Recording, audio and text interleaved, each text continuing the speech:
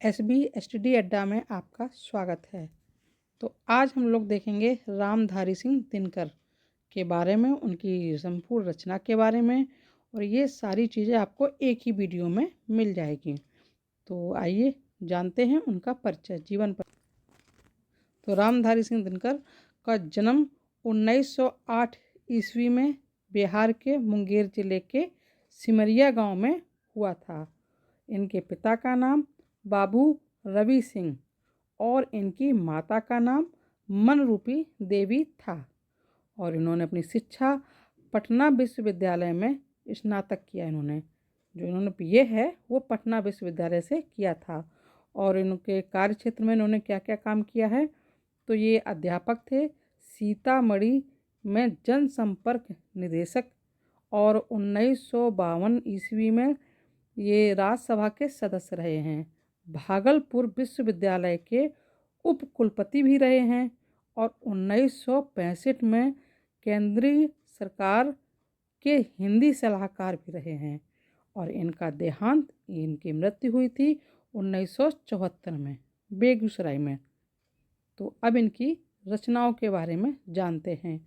तो इनकी काव्य रचनाओं में इनके है उर्वशी, कुरुक्षेत्र, रश्मरथी, रेणुका, द्वंद्व गीत, हुंकार, परशुराम की प्रतीक्षा, धूप और छाँव, और रसवंती।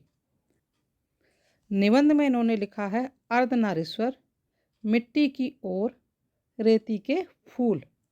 और इन्होंने संस्कृत एवं दर्शन के अंतर्गत इन्होंने लिखा है कि संस्कृत के 4 अध्याय, दूसरा है भारतीय संस्कृत की एकता, तीसरी है भारतीय संस्कृत की कहानी। और यात्रावृत्त में उन्होंने लिखा है, पहले लिखा है मेरी यात्राएं, दूसरा है देश विदेश। और इन्होंने कुछ आलोचनाएं भी लिखी हैं। तो उन्होंने आलोचनाओं में आती हैं, पहली काव्य की भूमिका, और दूसरी है शुद्ध कविता की खोज। और रामधारी सिंह दिनकर जी को पुरस्कार भी मिला है।